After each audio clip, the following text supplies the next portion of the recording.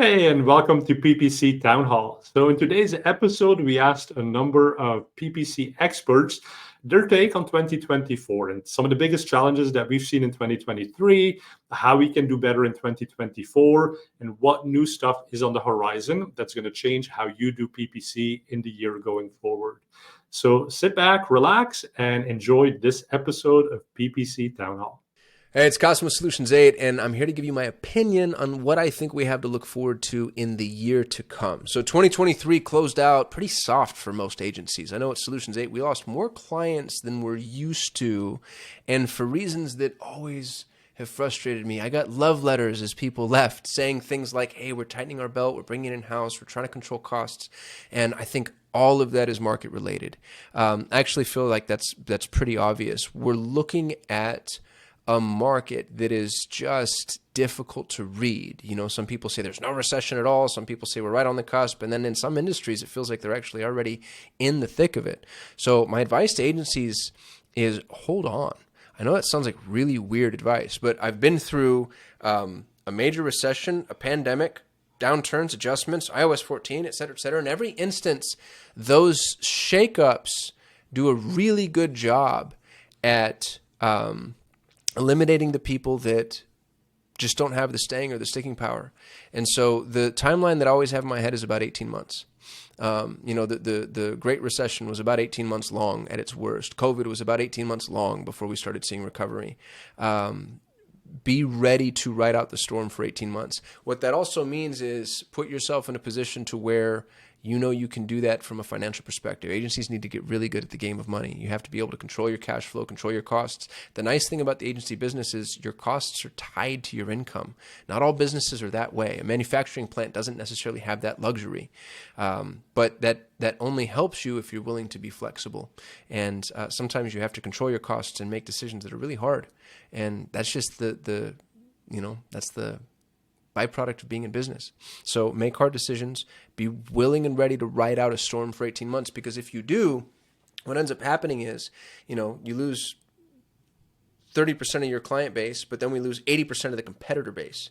And as the market shifts back in, the competitors have a harder time ramping back up, and then you're there to be the cleanup crew. I've been sending this to a lot of agency owner friends lately, and that's Rand Fishkin with Spark Toro. He recently did a Whiteboard Friday that I think really does a great job of capturing what 2023 has been like for digital agencies. I would encourage you to check that out. And one of the things that Rand brings out is that those agencies who have been doing have been able to be successful even as things have gone difficult are there's a couple of different factors about them, and this is what I've seen as well. So there are the ultra niched,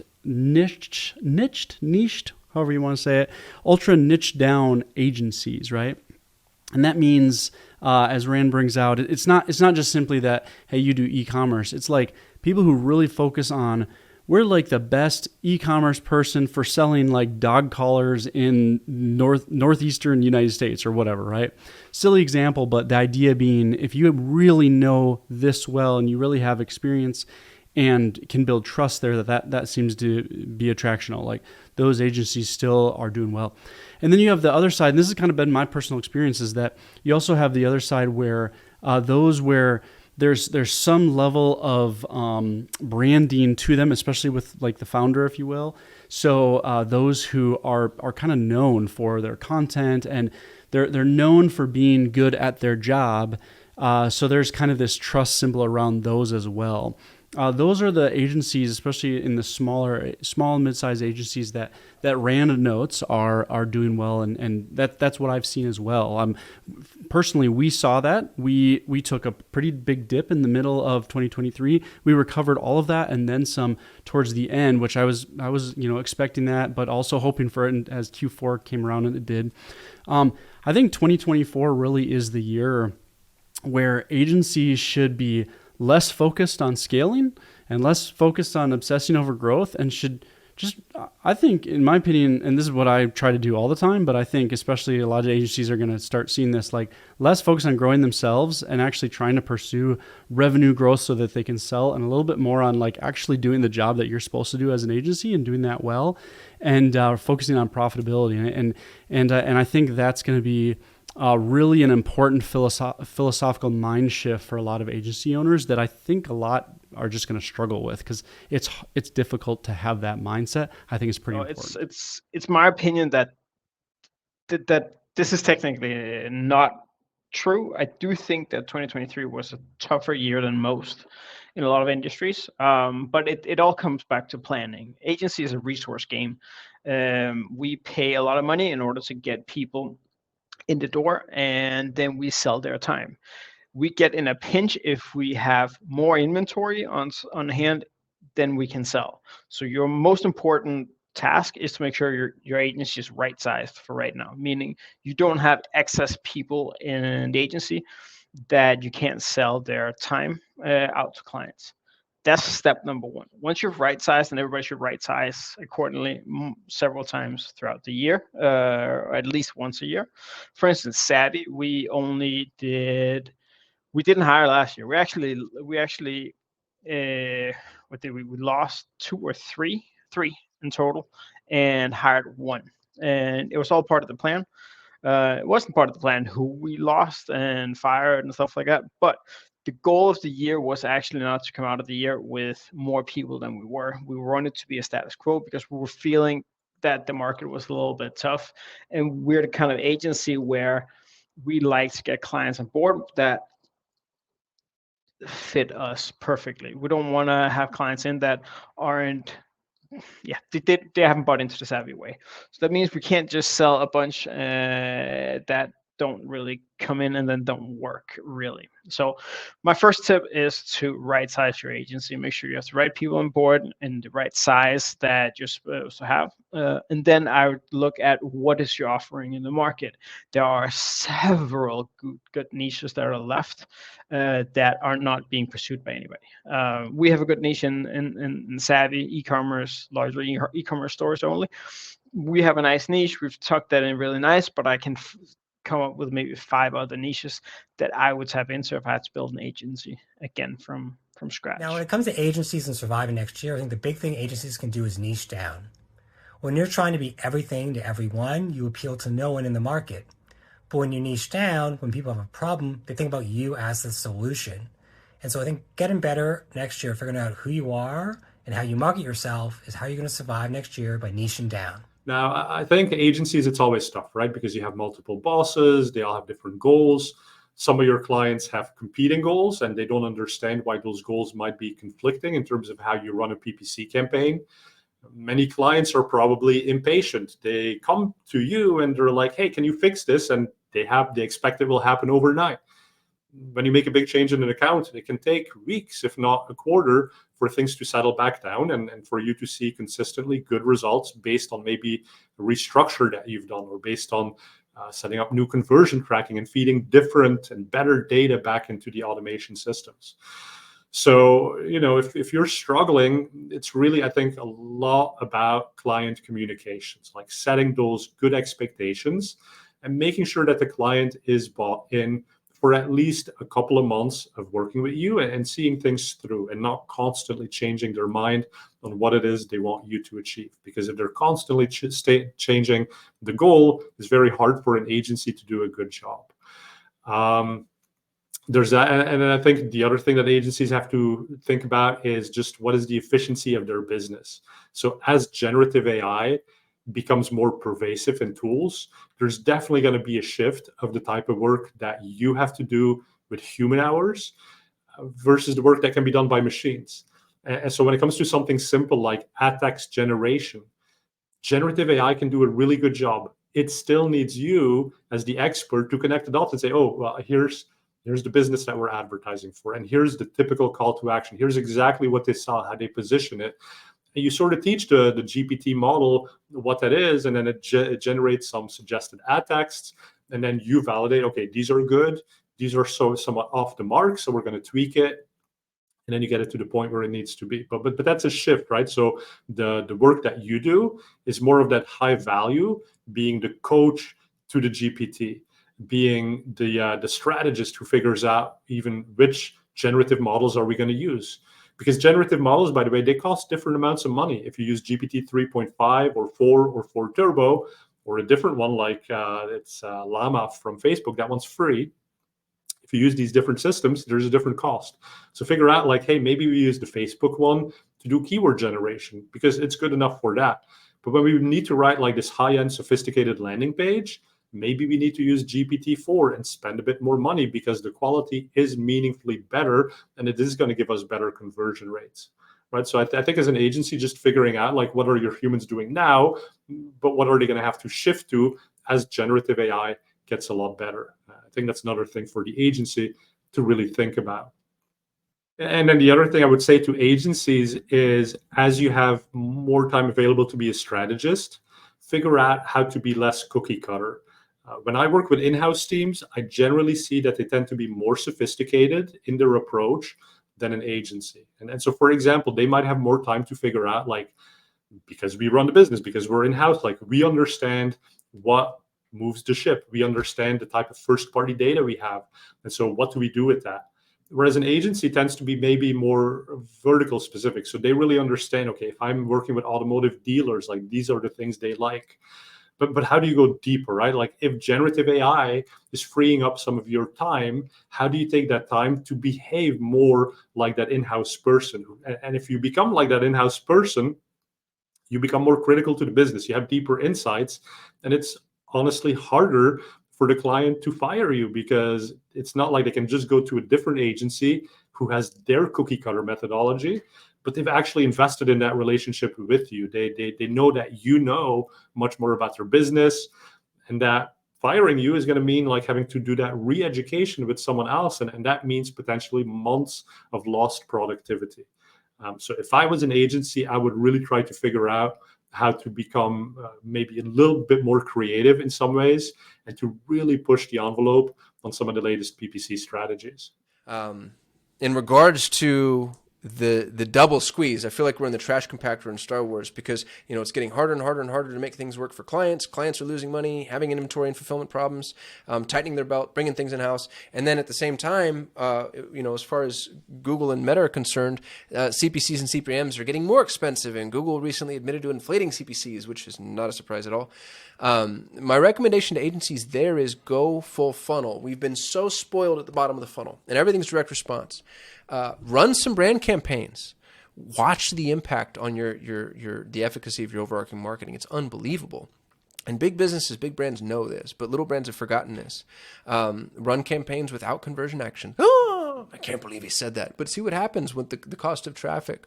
You know, when you trust your targeting, you trust your creative to actually do the work. Lift yourself out of the coliseum, the dogfight that Google and Meta want you to be in. And if you can do that, you're going to find that there's still some pretty significant margins to be had. You know, I want to start by noting that there absolutely seems to be some monkeying around that Google has admitted to in auctions, and that's frustrating. That can harm trust, and I wish they would stop behavior like that.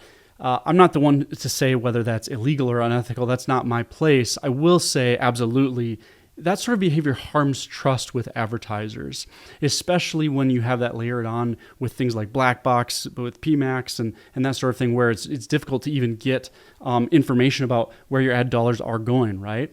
So I do think that Google has a trust issue right now. But in some ways, like inflated CPCs as time goes on, that's not just simply Google's fault, if you will. Some of that's just the nature of an auction. And I think it's fair to admit that. There's just a nature of people identifying, like, these are more valuable auctions and we're willing to invest more money, and that kind of goes up over time. That can be really difficult, especially for newer brands, especially for newer businesses. So one of the things that I think is a shift that has occurred and needs to occur for people who, you know, paid search advertisers is, in the past, I think, you know, keyword bidding and shopping and that, there was a lot, I think it was easier for anyone, those with big budget or limited budget, to just kind of to spray and pray a little bit with lower CPCs just to see, hey, let's spend quite a bit and see what happens and get some data and really try to invest that well. And then then we'll figure it out from there was kind of the mindset. And that worked. I'm not even saying that was necessarily a bad mindset.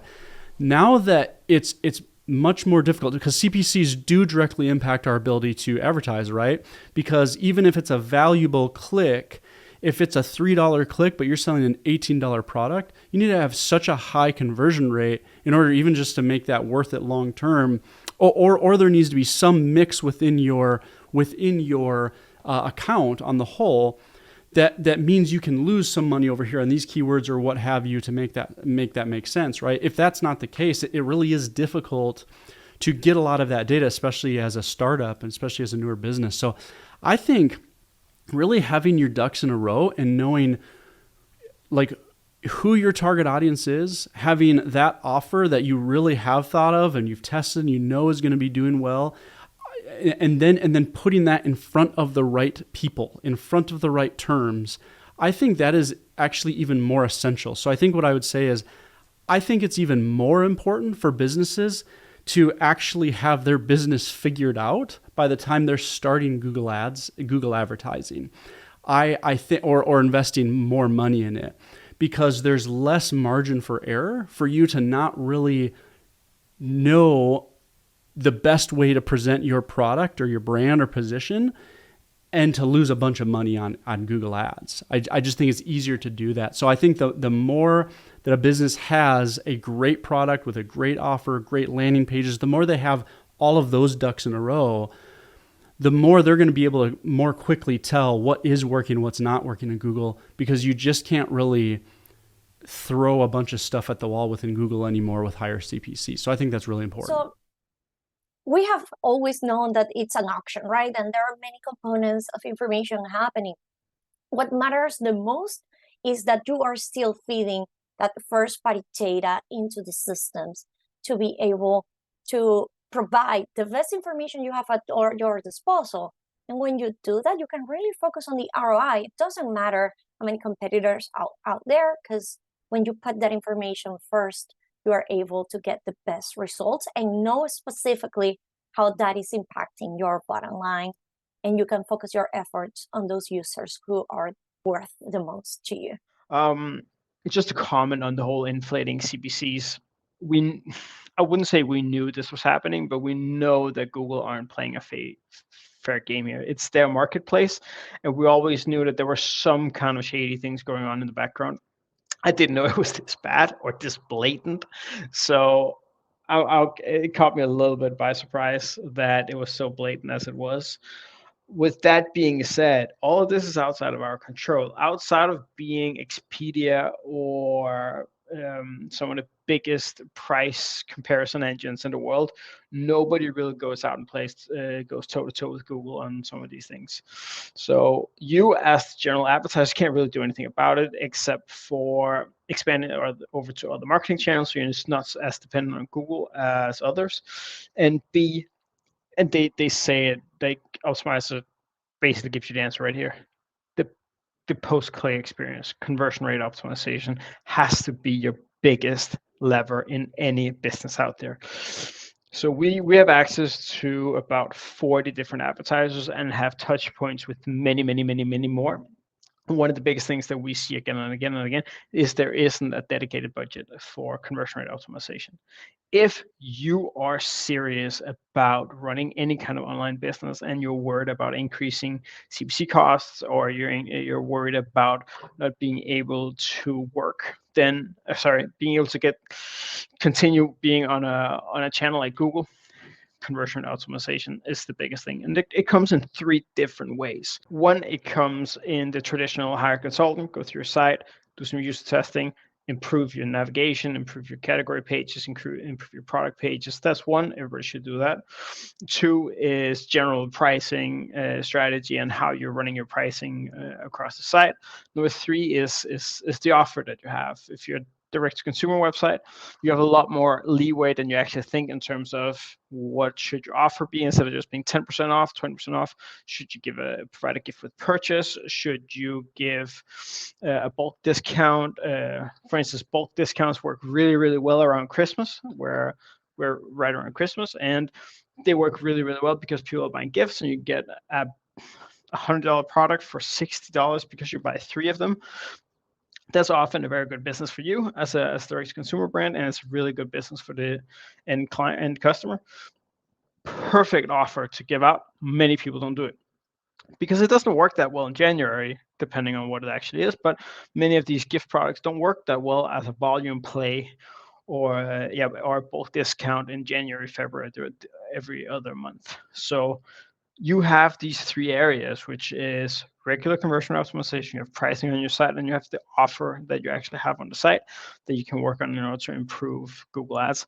And that really should be a huge point. And I forgot number 4. Number 4 is landing pages. Landing pages, especially if you're like, anyone should really be working on landing pages at any size. Now, CPCs, they go up every year. That's like death and taxes. You know it's going to happen every year. But if you want to survive next year, the big way to survive the increased CPCs we'll see next year is optimizing your funnel. No longer can you just worry about what happens in the ad account. You've got to worry what happens after somebody clicks on your ad, that post-click experience. And so making sure everything from your product pages to your landing pages to your checkout are all optimized means you're more likely to convert more people. And if you're going to convert more people, you can then withstand the rise in CPCs from Google. But let's be honest, everybody has their CPCs going up, whether you look at Meta, aka Facebook and Instagram, or TikTok. It isn't only Google that's doing this, so you need to make sure you optimize everything after that click, as long as what's in your ad account, if you want to make sure you can combat the rise in CPCs. So first and foremost, it is important to note that we need to take control of our own destiny. There are amazing ways to put those protections in place using tools like Optmyzr, but you can actually do a lot of that for free using portfolio bidding. And you actually put a bid cap in place to go along with your bidding strategy. So if you're using a target cost per acquisition, or if you're using a target ROAS goal, make sure that you're coupling that with a portfolio bidding cap, just so that you don't overspend. Additionally, make sure that you're using exclusions. It's really unfortunate that people are still not using negatives or still not excluding audiences. If you're even remotely in doubt of something's value, don't allow it to have access to your budget. So when it comes to the CPCs that Google is charging, listen, Google's in charge of their auction. They will set thresholds that determine the price that someone has to pay to be in that auction. And so sure, it's an auction, you pay more than is necessary to beat your competitor, but sort of the floor, the reserve price that Google maintains, that is Google's to set. They run that auction, it is theirs to decide. We play in that world, and if we want to advertise on Google, then we have to play by those rules. That's just the reality.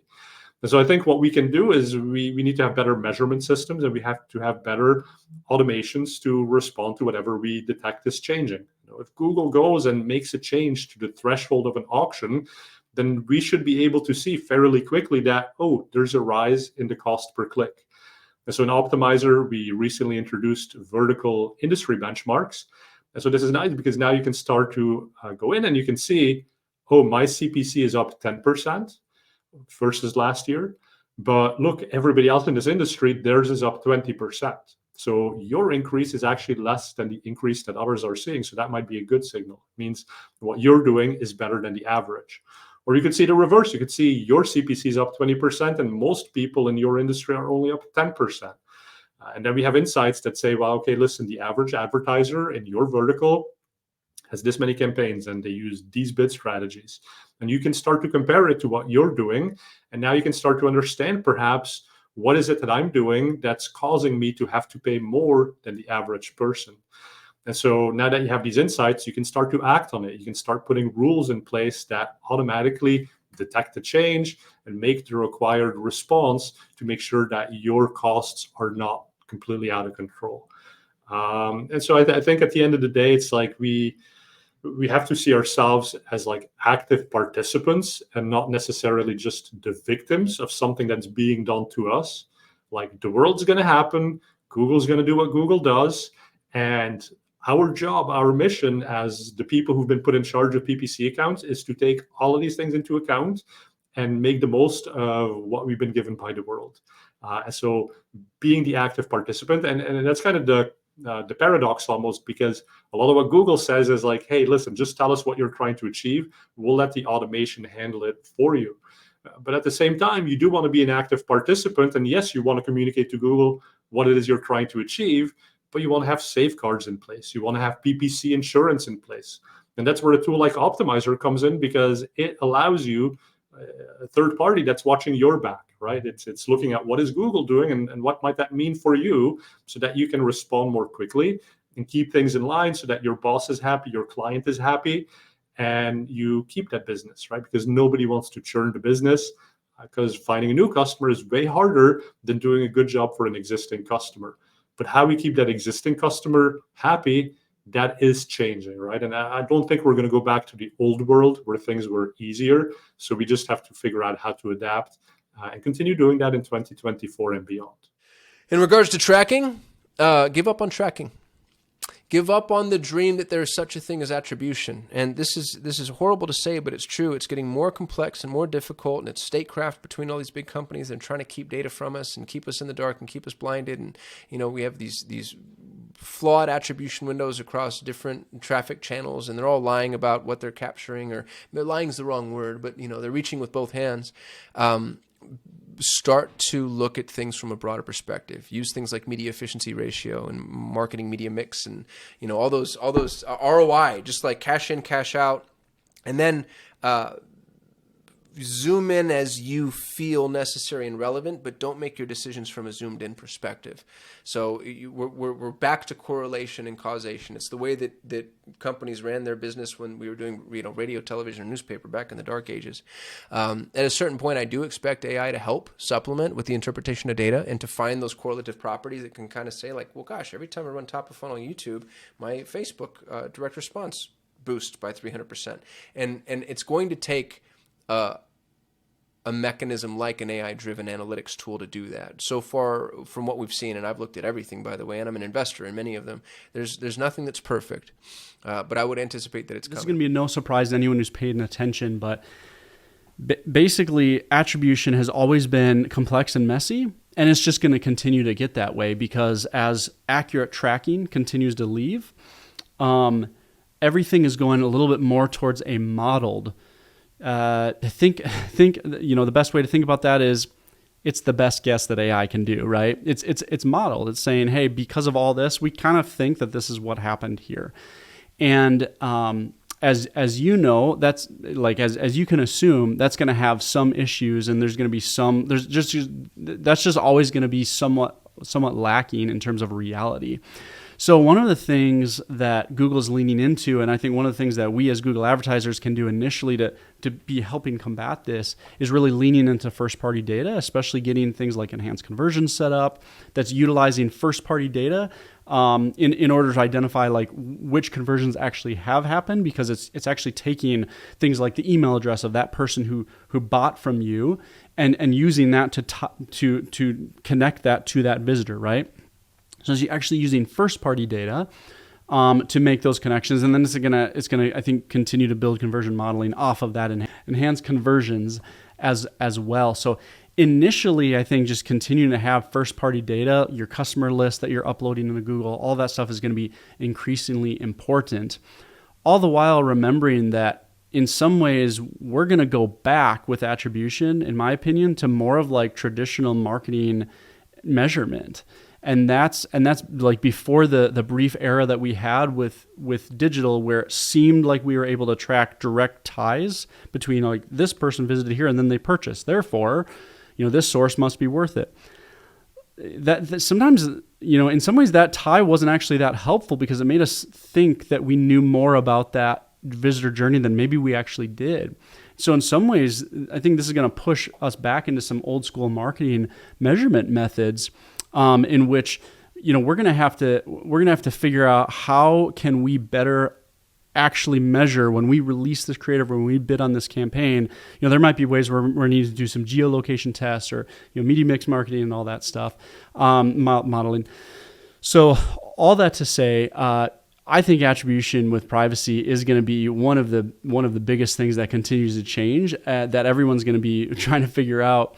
And we'll see how Google does on the modeling side of that. But definitely whatever you can do on the first party data side of that is just going to help you long term with that. A lot of people is struggling with this, but these days there are so many different ways to still make sure that you are measuring all your marketing efforts from beginning to end. Doesn't matter how short or long your sales cycle are. When I talk to marketers out there, I am still surprised that a lot of people are not using brand lift studies. All of the platforms have them. Google, LinkedIn, you name it, they all do. And some of them doesn't ask you for a big commitment of budget. Now, if you have a team that is able to help you with halo analysis, incrementality analysis, MMM, you should be leveraging these tools because they're going to make your life as a marketer easier. It is my belief that the fact that most people haven't been wanting to learn GA4 has been a really nice thing, because I believe from a strictly advertising standpoint, Google Analytics have been overrated for years. It especially come out with Facebook. Everybody has always known that whatever Google Analytics says and what Facebook says have been so far off in many cases, and it's the same in many other cases. Again, this last non-direct click is a nightmare from an advertising standpoint, and it isn't the right way to do advertising. GA4 is getting better with some data-driven attribution and some other things, but again, it isn't. I've never liked it, and I don't think it's perfect for the way that you're supposed to run advertising. So I actually think it's a good thing that most people haven't gotten that far into GA4. Don't get me wrong, GA4 is an excellent tool for many different use cases. But marketing analysis, marketing attribution and marketing analysis is not, or marketing measurement is not one of them, in my opinion. So I think that the best thing marketers can do in 2024 is lean into some of the tools that are out there. There are some really nice overall attribution tools out there, like Northbeam, that I believe that more, especially advertisers in e-commerce, can utilize in order to just get a better understanding of what ads are driving sales. We've seen cases, especially with YouTube, where Google Ads is showing 50% ROAS, but Northbeam is showing a 200% ROAS. So I think there are many other tools out there that you can actually use to get a better understanding of how your marketing works, rather than just relying on A, cookies, and B, Google Analytics 4. I think the biggest thing when it comes to GA4 is actually spend time in the platform. If you say every day, Monday to Friday, I'm going to spend 15 minutes in GA4, you'll not only be able to use it a lot better, but you'll understand how it's going to impact you when cookies go away next year. We can't stop cookies going away, but we can get better at the platforms we have access to and understand how the attribution works today and how it's going to be impacted when cookies go away at some point in 2024. Now, another big point is privacy and the compliance around that. The US is finally starting to join the EU and the UK with privacy compliance. Other markets are starting to get on board as well. And with GA4 fully being in place this year, we now are really well and truly in the model data era. So make sure that you're uploading those offline conversions, that you're giving the ad networks the data that they need, but also make sure that you're leveraging more than just Google Ads, because candidly, Google Ads, as lovely as it is not going to be the end all be all for reaching your target market. There are a lot of really great other networks out there with additional audiences that will let you bypass much of the privacy pieces. Microsoft lets you parlay in LinkedIn. Amazon has some of the best first-party and proprietary audiences on the market. So definitely don't be afraid to leverage other networks aside from Google, while still with Google owning that they are still the gorilla in the room or the main player in the room. We want to make sure that we're uploading our conversion data and that we're also being as integrated as possible with things like customer match, i.e. email lists. Do you note that Microsoft and Google still require that 1,000 people per customer match list? Whereas other audiences, like with meta ads, you can get away with 100 for your seed audience. First-party data is another huge trend that I think is going to matter much more in 2024 than in the past few years. And we've seen the tide shifting. I mean, so obviously we've seen Apple becoming much more locked down when it comes to privacy. Their browsers will strip out things like the gclid from Google.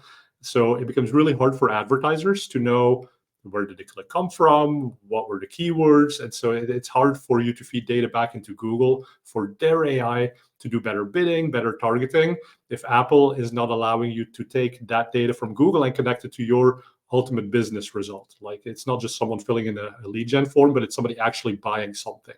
And of course, to be able to connect those two dots, you've had to have the gclid or some other parameter that you can use to inform Google about, okay, this thing happened on my site, and this is how I connected back to the Google advertising world. Now, the good news is that a lot of these privacy concerns on the Apple side, they really impact what's happening on Apple devices. But anyone who's using Chrome from Google, who's using Android devices, that data is still going to persist. So I don't think there's like this, there doesn't need to be any panic, right? We're going to lose some data, but Google is working hard to use modeling to fill the gaps that come into existence. And so some of the Google data itself, that's going to remain very, very good. But I think the bigger question, aside from all the technology of how do we measure things, really the big thing that we should be worrying about and thinking about, because it's a big opportunity, is what is your first party data and how do you bring that to action in your PPC accounts? And so instead of kind of being lazy and going to the ad engines, whether that's Meta for Facebook ads or whether it's like Google, and using all of their audience data, like think about what is it that you know about your customers? What do they do on your website? What different behaviors do they have? What different what similarities exist between different groupings of customers? And so you can take that really far, but I think in the early stages, it's just about communicating some of the basics to Google, right? So who came to different sections of your website, who's an existing customer, who's a longtime customer, who's a customer that might be ready to make another purchase based on sort of the lifespan of the thing that I sell to them. Communicate that back into Google and then start doing some interesting things with it. I also think you can actually think about sort of the custom audience segments and what might someone have searched that identifies them as having certain interests. And so if you think about hotels, it's not just about communicating back to Google whether somebody stayed in a hotel or booked a hotel from your brand, but it's about like what other research may they have done that helps you understand the mindset of that prospective customer. And so have they done a lot of research about backpacking, right? That may indicate to you that they are more a good customer for your lower end properties. Whereas if someone's doing a lot of searches for like fancy handbags and like Italian shoes, this has nothing to do with travel, but if they've been searching those things, then maybe you can tie that back and say, well, hey, you should see my ads for my 5-star properties because that's more likely where you're going to want to stay. So I think in 2024, just start thinking about like, what is the audience data that you have on your side? Like, what do you know in your business could have an impact on the decision that the consumer makes? And then start thinking about where does that data live in my first party system where I don't have to go to a third party to figure this out. And then once you have those dots connected, then it's about feeding that back in to the Googles, the Metas, all of the ad platforms, so that they can now leverage your first party insights to show ads at the right time to the right person at the right price. And so, of course, whether GA4 is the solution to that, or you use BigQuery and some of Google's other technology or somebody else's technology completely, it's about having the data, right? But also having the business conversation about why do we even need that data in the first place? And then I'm really excited because Optmyzr is basically that layer that sits in the middle, and it can take your first party data that you have and it can put it back into the ad platform that you choose. And it can actually make rules around this, right? So you can now say, well, if I know these things about my customer, then I want to put them, or I want to have a campaign about that, and I want to set higher bids, or I want to show different ads. You can bring all of this together and actually start acting on the first party data. So this is funny because literally as of this morning, I tweeted out an article that I saw where it said literally 100% of agencies. You don't see 100% of anything, right? You might have like the majority of people and it's like 87%, vote one way or something. That's a huge majority. To have 100%, that means that everyone that they surveyed or whoever they talked to, right? Every single one of them said something. And that is when 100% of agencies are using AI, right, in their marketing. I just thought that was kind of funny because I think that's one of those things where like, well, of course we're using AI, right? Everyone's using AI. That's how you set yourself apart as a digital agency, keeping up with things. So I think the question isn't just simply, are you using AI? I think it's more like, how are you using it, and how is that going to be different from maybe how someone else is doing, or like what else you're going to do with that in a qualitative way that will actually be different than what everyone else is doing, because everyone is using smart bidding. Everyone is trying ChatGPT for things like product descriptions and things like that, or in some way, shape, and form. That's one of the ways that we use ChatGPT to rewrite product descriptions quickly, because a lot of times products go into Google Shopping and it's just a big mess, the descriptions are. So I think that there are going to be important ways that AI is going to help serve digital advertising that I don't even know if we know all of this yet, because AI for data analysis still seems to be a struggle. I was just talking to someone about that AI used for data analysis can still have some struggles. But it seems that those who utilize AI to help give them additional ideas on maybe a piece of creative that they're working on, or even just getting some ideas for inputting, here are these target audiences, here's how we want to talk about like what are some keyword ideas with all of this information, that input, right? I think there are some ways to do that's really beneficial, and then I think there's going to be a lot of ways that AI is used that we're not even sure how that's going to be, especially for us Google advertisers with Google at the wheel. We're starting to see that already with Google and AI, right?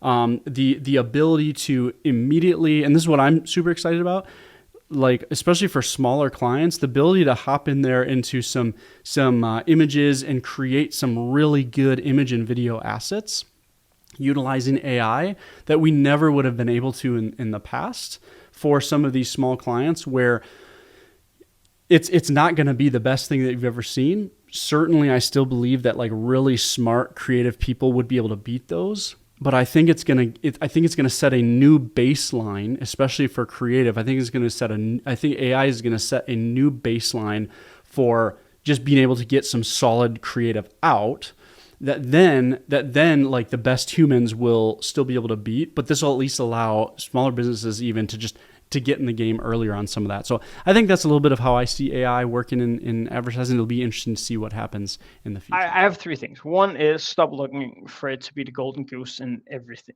Like, use it where it makes sense and leave the rest. I find that PPC is a great example. Do you want to write ads? Do you want to find keywords? Most of this is a waste of time to put a system in place for anyone, but these edge cases, or if you're an agency like we have 12 people on staff, getting some good prompts going for how to write ad copy and translate it across 10 different countries or languages in Europe.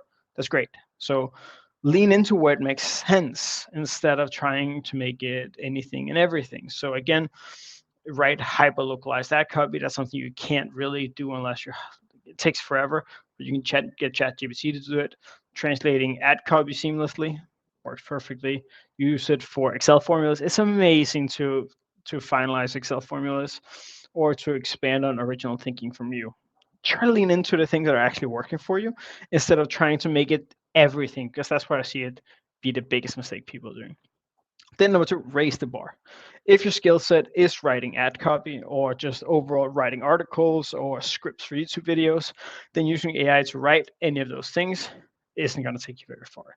Use it where you're bad or things that you find repetitive. For instance, one of the brands that we run, we send a weekly pizza tip out. It's not fair. It's not that complicated. With a preset prompt, we're able to take a one paragraph tip and turn it into a full email tip on how to make better pizzas at home that we then have for full email that the Sign-Up users. Basically, take a process that was we used to have to hire a content writer to do it now with just a prompt and click of a button. And then the last one that I wanted to mention is something that's not really ready yet, but it's something I believe AI will become better and better at, and that's analyzing data.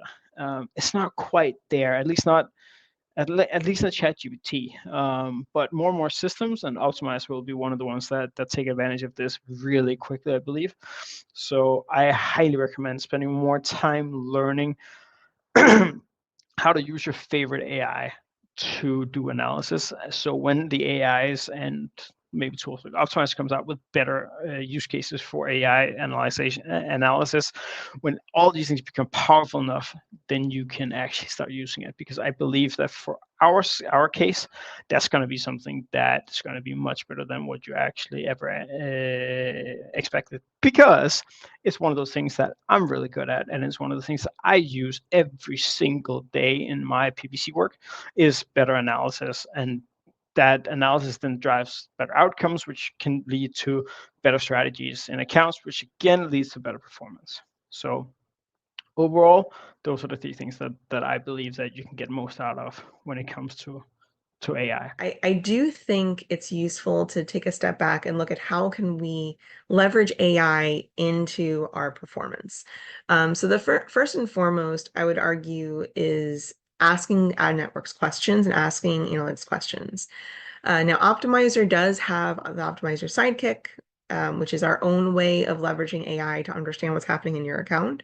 But I actually strongly recommend looking at GA4 and asking GA4 questions from reporting, because it's actually able to then crawl your events, your reports, and feed you back that information. It's not going to tell you exactly why what happened, but it'll at least give you that information. The next thing I strongly recommend is actually coming up with iterations for ad creative. So if you have an idea of an ad that you want to make, but you're not quite sure all the various ways that it could be, what used to be required is going into search trends and identifying different ways people search and kind of cost of living of different places and all these things. You now can just prompt engineer all those different iterations. Now, I will say not every bit of creative and not every bit of content that you will get from an AI solution, whether it's ChatGPT, Bard, Bing's AI, there's all going to be different solutions there. But I do strongly recommend using that. 2023 was an amazing year when we look at all the advancements that happened in artificial intelligence. And it really was in November of last year that we had ChatGPT coming out. And in the beginning, people were experimenting with it, sort of trying to figure out what it could do. And even some of the things that were frustrations back then, like it wasn't really good at math, it would make up a lot of stuff. There's been progress made in all of those areas. But we've gone from GPT 3.5 ChatGPT to now GPT-4. The GPT-4 turbos come out, and now we're talking about in the next year probably having something like GPT-5. We also have Gemini from Google coming out. We have, it's not just large language models, but it's also things that can help you with image editing. Like there's Alpaca, which you can teach your brand style, and then it can generate images in that style. So to me, it's really exciting to see all of this amazing generative artificial intelligence that's coming out and just sort of figuring out where it can help us. And of course, I've been talking about scripts for well over a decade, Google Ad Scripts. And I think one of the little frustrations has always been that people say, well, yeah, you have an engineering degree, you know how to write a little bit of code. So maybe for you, that's easy to generate scripts. But now if you look at ChatGPT, you can actually have a conversation with it and you can get it to write scripts for you. We had a great episode this year of PPC Town Hall with Niels Roymans, and he basically showed an example where he's built a GPT where you give it an image of a whiteboard, a sketch of what you want the script to do, kind of the flow chart, and it understands the image, and then it actually writes the code to do that in a script. So I think one thing that's fascinating is we're no longer in a position where we should ever say, I don't know how to do this thing. Instead, we should say, I haven't yet tried to do this thing. And when it comes to me personally, like I'm not that good at graphic design, but I've been able to put together some graphic designs this year using generative. And sure, they're not perfect, but they're good enough for me to give to someone to get them to understand what is my vision, like what am I trying to achieve, and then they can make it perfect. But again, these are just things like I have an avatar of myself that's rapping. I have an avatar of myself that's making jokes. I'm not a rapper. I'm not good at telling jokes, but these are things that I can now actually start to experiment with. And again, they're not perfect, but I think in the next year, wait for it to get like massively better. And Google hasn't really said what they're doing with Gemini, but they have said it is drastically better than anything we've seen from even GPT-4. And that's crazy, right? I mean, so that's just in 1 year, we're going to see tremendous bounds and leaps being taken and this technology becoming better. So I would really keep an eye on that. And then, help it or use it to help you with some of the simple stuff in PPC, like obviously like you would do in Optmyzr, use it to generate headline variations, use it to do more keyword research, put in new keywords, to develop audiences, custom audience segments, custom affinities, all of these things. But then also think about how can you really push your PPC to the next level. And so maybe you've thought about, well, I'd like to do some MMM, some media mix models, and maybe you don't know how to write the code to do this, or you don't have a tool to do this. But again, you can go to GPT and you can say, this is what I'm trying to achieve in the GPT advanced analysis capability, and it will write the Python code for you to do the regression testing, and it'll even tell you along the way what kind of data you need to put in as inputs to get the outputs that you want. So again, just like the things that you've been trying to do, but you just sort of haven't figured out, go and talk to generative, like ask it, what is it going to take for you and me the human, you the GPT, to work together to actually achieve this, and do it in a fraction of the time compared to if I had gone and hired someone to do this for me.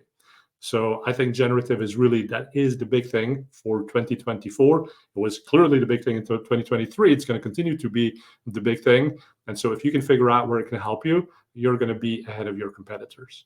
But for now, my best advice is hang in there, hang on. I think this is going to get pretty rocky, to be honest with you. I think agencies are, in small businesses in general, are in for an interesting time ahead. And for agencies, that's going to get worse because AI is already eating into so much of what we do.